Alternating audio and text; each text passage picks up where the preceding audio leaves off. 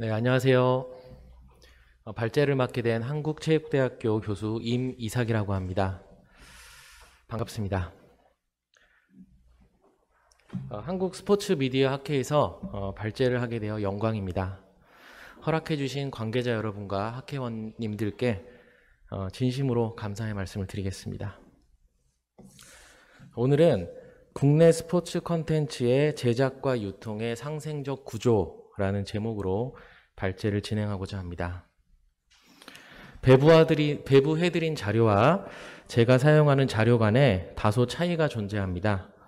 앞에 화면을 보면서 들어주시면 감사하겠습니다. 발제 순서를 먼저 말씀을 드리겠습니다.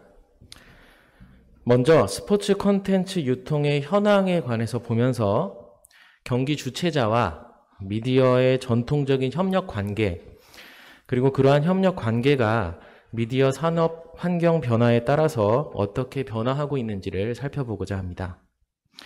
다음으로 미디어권의 법적 근거를 살펴보고 스포츠 중계 방송이 저작물로서 갖는 의미와 지위를 강조드리고자 합니다. 끝으로 스포츠 콘텐츠의 제작 파트와 유통 파트, 그리고 경기 주최자 측이 공존하고 상생하기 위해서 어떠한 형식의 미디어권 설정이 바람직한지에 대해서 간단한 제언을 드리고자 합니다.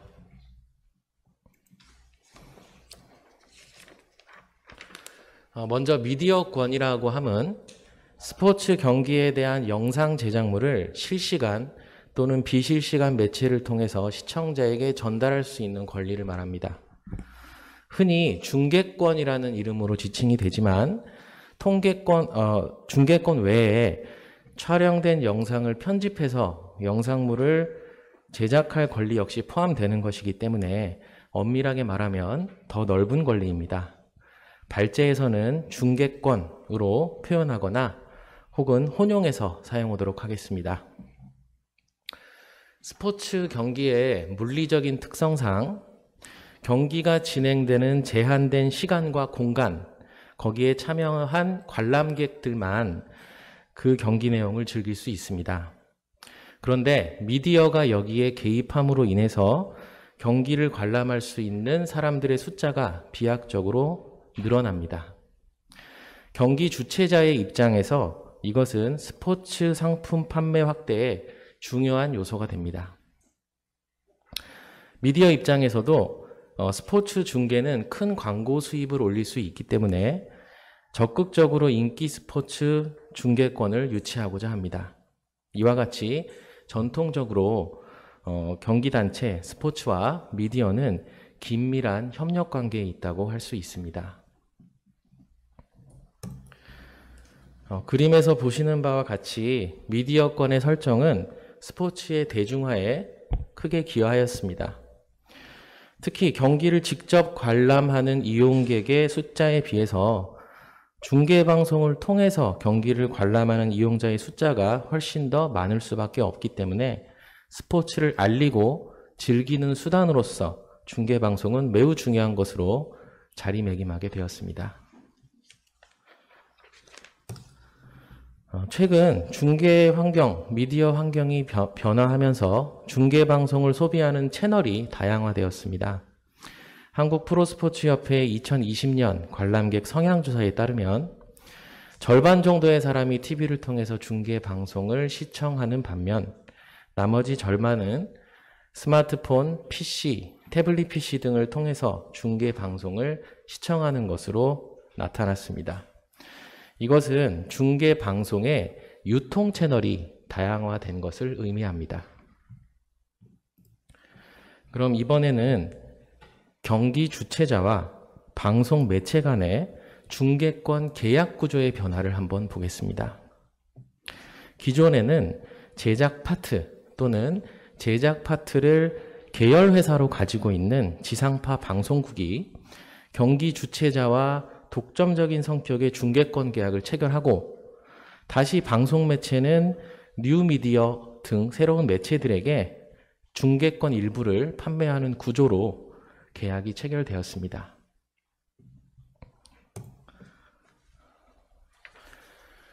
그런데 중계 방송의 유통 채널이 많아지고 또 뉴미디어를 통해서 스포츠를 즐기는 사람이 많아지면서 경기 주최자는 뉴미디어에 대한 중계권을 별도로 설정해서 판매하기 시작하였습니다.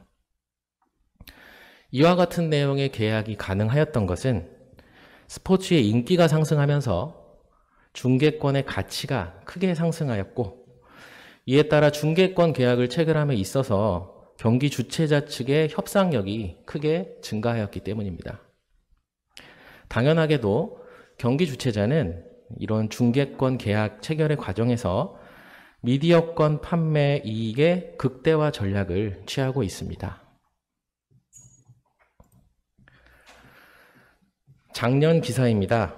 이 기사에 따르면 프로야구협회는 방송 매체와 뉴미디어를 합쳐서 총 3천억 원 규모의 중계권 계약을 맺었습니다. 그리고 그 계약이 종료되는 2024년에는 더 큰 규모의 중계권 계약이 체결될 것으로 예상하고 있습니다. 내용을 살펴보면 방송 매체에 대해서 4년간 약 2,160억 원, 그리고 뉴미디어에 대해서 약 800억 원 규모, 5년간 800억 원 규모의 중계권료를 수수하도록 그런 내용의 계약이 체결되었습니다.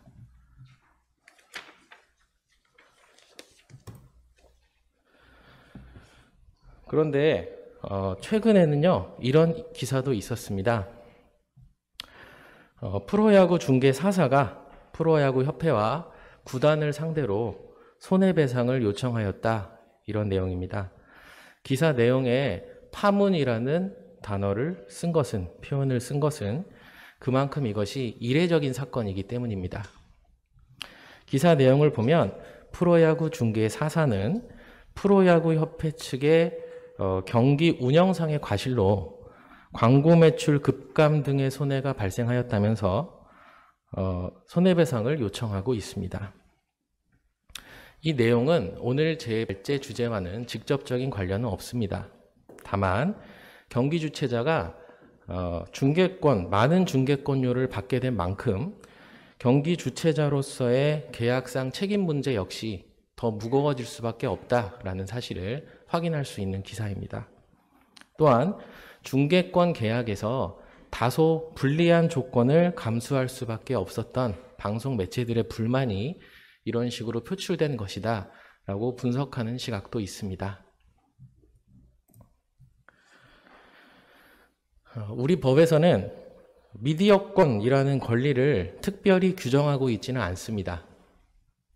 따라서 굳이 법리적으로 구성을 하자면 민법상 방해배제 청구권에서 그 근거를 찾을 수가 있습니다.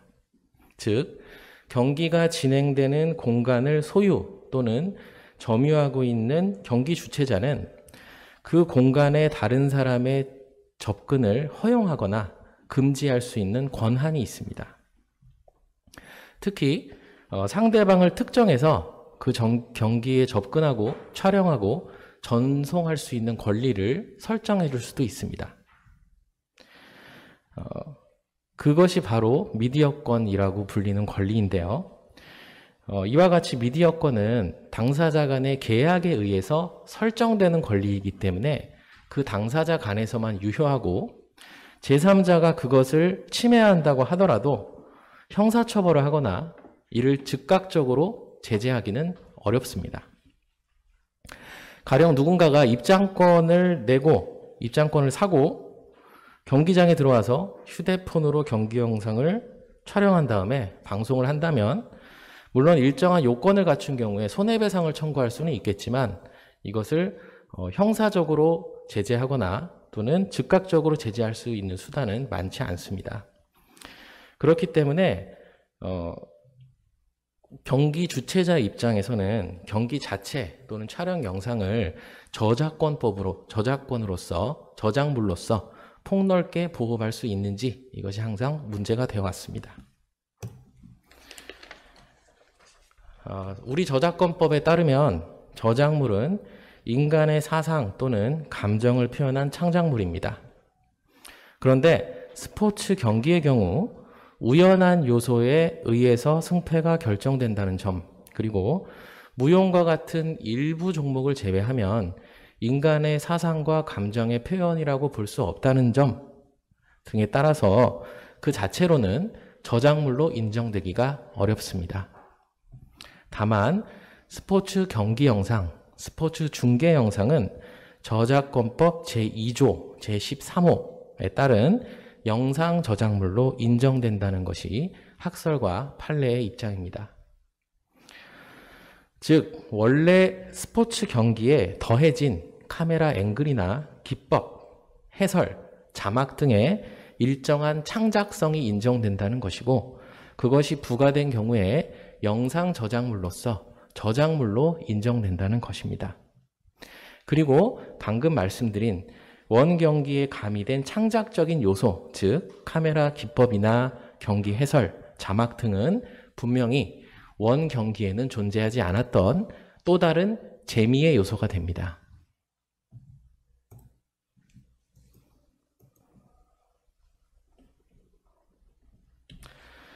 제가 재미의 요소라는 표현을 굳이 사용한 것은 스포츠 관람객 입장에서 실제로 중계 방송의 재미는 원래 경기의 재미와는 구별되는 별개의 관전 포인트가 될 수 있기 때문입니다.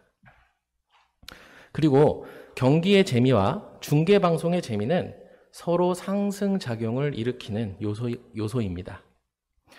재미있는 경기가 재미있는 중계 방송의 소스가 되고, 재미있는 중계 방송은 또다시 경기의 재미를 크게 배가시킬 수 있기 때문입니다. 이러한 선순환의 구조를 가지고 경기와 중계 방송은 서로의 가치를 끌어올리고 있습니다. 그리고 바로 이것이 현대 스포츠의 중요한 성공 요인 중에 하나입니다.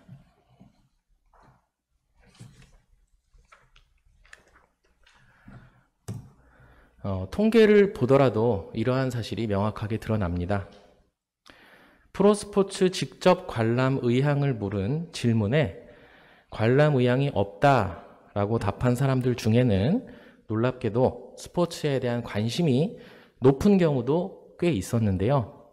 이 사람들 중 무려 33.5%가 직관보다는 오히려 중계방송을 통해서 스포츠 관람을 하는 것이 더 좋다라고 답변을 하였습니다.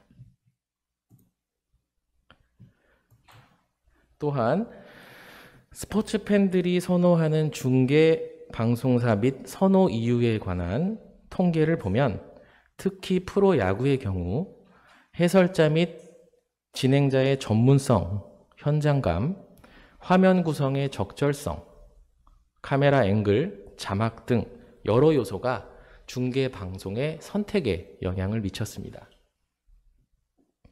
이와 같이 원 경기에 부과한 창작적인 요소들이 실제로 스포츠 관람객들에게 중요한 재미의 요소로 작용하고 있다는 사실을 확인할 수 있습니다. 또한 그 창작적인 요소들을 어떻게 만들고 배치하고 부과하는지에 따라서 그 중계방송 콘텐츠의 가치가 달라진다고 할 수 있습니다. 그러한 사실 역시 확인할 수가 있습니다.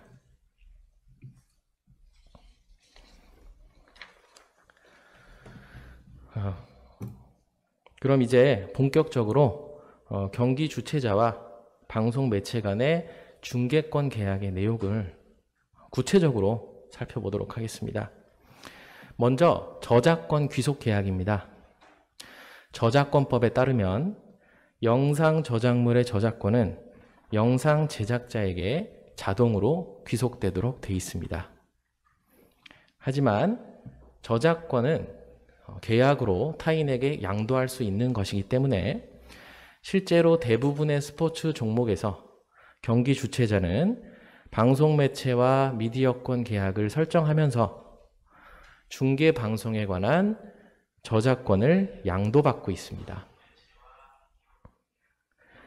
즉, 제작자가 아닌 경기 주최자가 저작권자로서 저작물의 사용 및 처분에 관한 일체의 권리를 소유하게 되는 것입니다.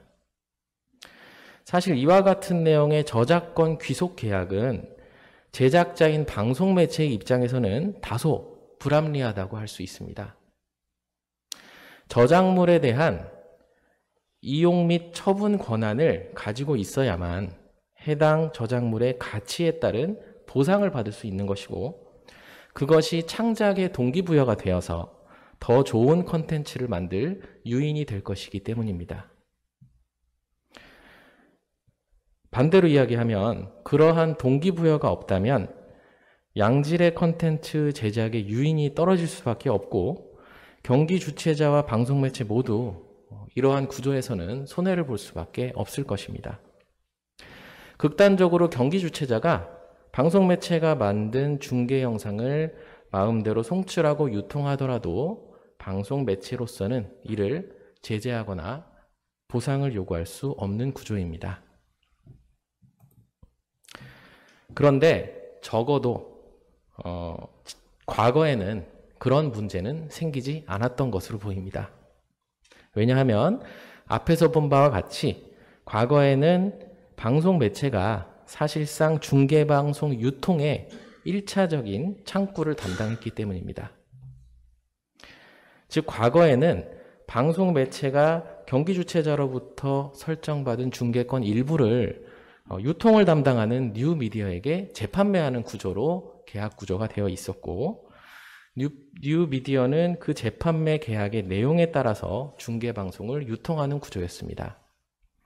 따라서 방송 매체에서는 적어도 이론적으로는 재판매 계약 조건을 조정함으로써 중계방송의 가치를 인정받을 길이 열려 있었습니다. 즉, 재판매 계약을 통해서 제작한 콘텐츠 유통에 관한 권리를 사실상은 보유하고 있었던 것입니다. 가령 선호되는 중계방송이라면 더 높은 가격을 책정해서 재판매 계약을 맺을 수 있었을 것입니다.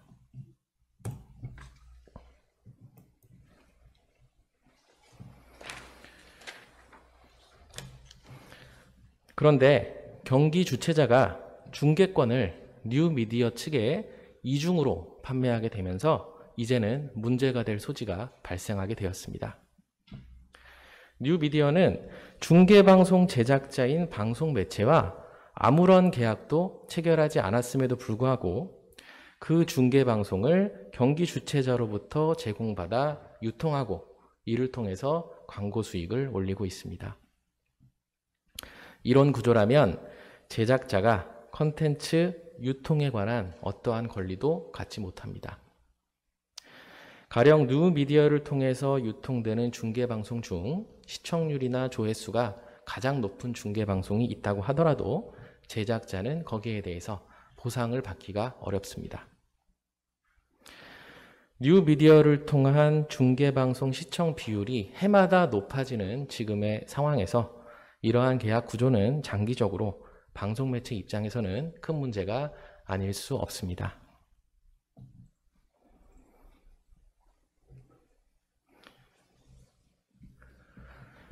방송신호 재판매 계약이라는 것이 있습니다. 방송 매체가 제작한 중계방송을 뉴미디어로 하여금 실시간으로 사용할 수 있게 하려면 기술적으로 방송 매체가 피드, 즉 방송 신호를 뉴미디어 측에 전송해 줄 필요가 있습니다. 그렇기 때문에 경기 주최자가 방송 매체와 피드 재판매 계약이라는 것을 체결하게 됩니다. 그러면 일정한 대가를 경기 주최자가 방송 매체에게 지불하고 대신 방송 매체는 뉴미디어 측에 실시간으로 피드를 전송해 주도록 되어 있습니다. 이 피드 재판매 계약의 본질은 결국 뉴미디어가 방송 매체와 뉴미디어가 중계 방송에 대한 방송 신호를 주고받는 것이기 때문에 주최자 입장에서는, 경기 주최자 입장에서는 이 점을 활용해서 중계 방송의 창작 유인을 보호할 수 있을 것으로 보입니다. 즉, 각 방송 매체가 제작하는 중계 방송의 선호도에 따라서 선호도, 시청률, 조회수와 같은 객관적인 조건에 따라서 피드 신호의 가치를 달리 정하고 이걸로 그 달리 책정한 가치를 기준으로 해서 재판매 계약, 피드 재판매 계약을 체결하는 방법을 고려해 볼 수 있습니다. 그리고 재판매 계약의 비용을 뉴미디어로 하여금 지불하게 한다면 경기 주체자 입장에서는 추가로 드는 비용은 없이, 그리고 제작 파트는 피드 신호의 가치를 올리기 위해서 양질의 컨텐츠를 생산할 충분한 유인을 갖게 될 수 있습니다.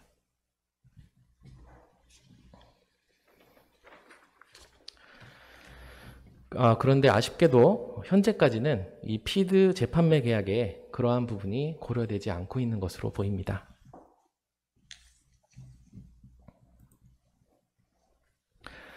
바람직한 미디어권 설정을 위한 제언을 드리겠습니다. 설명이 좀 길어졌기 때문에 단순화해서 다시 한번 말씀을 드리도록 하겠습니다. 현재 미디어권의 관행은 방송 매체가 제작한 중계방송에 관한 저작권을 경기 주체자가 보유하도록 하고 있습니다. 이것은 창작의 의욕 고취라는 측면에서는 바람직하지 않습니다. 그런데 그동안은 중계방송의 제작 파트인 방송 매체가 중계방송의 유통에 대해서도 주도적인 역할을 담당하고 있었기 때문에 별다른 문제가 생기지 않았던 것 같습니다. 하지만 이제 미디어 환경이 변화하면서 이것이 문제가 될 소지가 점점 커지고 있고, 중계방송이 갖는 저작물로서의 가치, 지위가 다시 재평가되고 인정되어야 할 시기가 온 것이라고 저는 생각을 합니다. 앞서 본 바와 같이 원 경기에 가미한 창작성에 따라서 중계방송의 가치가 결정되는 것이 분명하고, 높은 가치의 컨텐츠를 만들어서 좋은 가격을 받고 유통하는 것은 매우 중요한 창작의 요인이 될 수밖에 없습니다. 또한 이것은 이렇게 만들어진 좋은 중계방송, 좋은 컨텐츠는 스포츠가 주는 재미에 매우 중요한 요소가 됩니다. 결국 경기 주체자, 제작 파트, 유통 파트 모두에게 이익이 되는 일이 될 수 있습니다. 미디어권 설정 계약에서 상대적인 우위를 갖게 된 경기 주체자 측에서 이러한 중계방송의 저작권성을 고려하여 미디어권 계약 구조에 구체적으로 반영하는 것이 스포츠 컨텐츠 제작과 유통의 상생을 위해서 필요한 일이라고 생각을 합니다. 제가 아까 말씀드린 피드 재판매 계약권의 경우에는 피드 재판매 계약의 내용을 좀 수정을 해서 이를 통해서 이해관계를 조정할 수 있는 방안을 생각해 볼 수 있고, 이것이 하나의 대안은 될 수 있을 것이라고 생각을 합니다.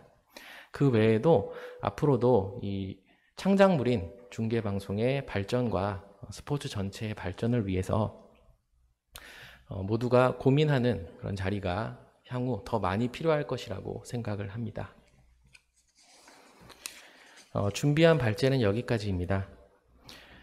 저는 프로스포츠나 미디어와 관련해서는 외부인이다 보니까 내부 정보에 접근하는 것에 한계가 있었고, 또 구체적인 수치나 통계에 접근하는 것도 어려웠습니다. 그래서 부족한 점이 있더라도 양해해 주시면 감사하겠습니다.